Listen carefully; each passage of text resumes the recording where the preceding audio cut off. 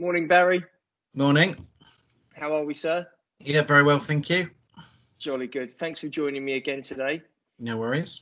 So in the first video, we talked about some key tips for the candidate to consider when about to undertake a virtual interview. So this video is very much looking at it from the high risk perspective. So looking into some key tips for designing and delivering an effective virtual interview. Also to explore some of the key challenges that hirees will face.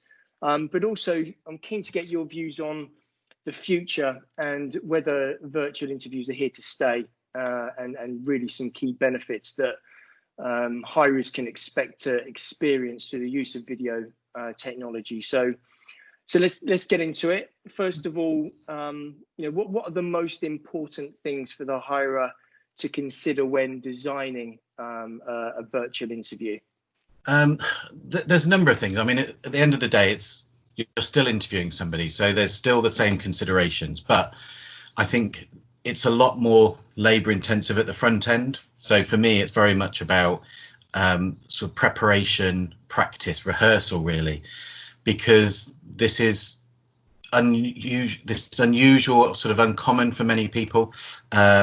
And you really need to make sure that you're representing your organisation as best as possible. So it needs to be slick, it needs to work. So if you think about the process itself, make sure that it's fit for purpose, make sure it's testing the right things that you're wanting to test. I bang on to many of my sort of clients about it, because often people just get blinded by all the various different options that you can have and think, well, just do all of that.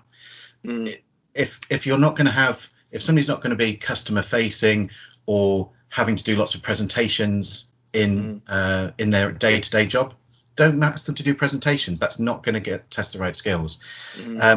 Then when you understand what it is that you're wanting to do in the process, then think about the tech. Don't do it the other way around.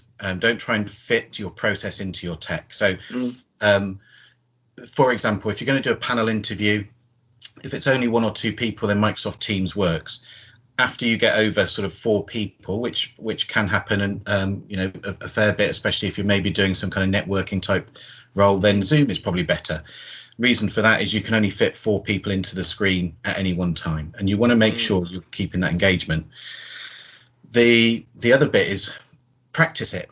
It's not the same as sitting in front, sitting next to somebody and you can sort of bounce off each other.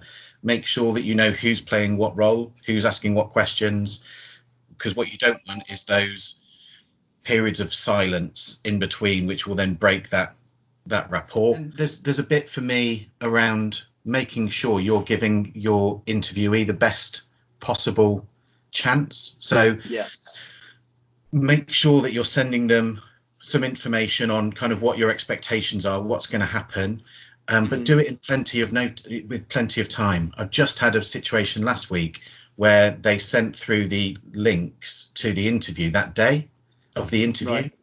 So people are then having to rush and download something. They're not able to practice. They're not able to check and they needed to do a 10-minute presentation. They weren't able to check whether they could share it or how they were going to work it. You've got to give people the best chance. So I would say as much notice as possible you can give is really important. Yeah, no, absolutely. And when interviewing for sort of cultural fit, because the conversations we're having tend to link back to that. The assessing the technical competence is one thing, but making sure you're getting the right cultural fit is another, and arguably harder to assess.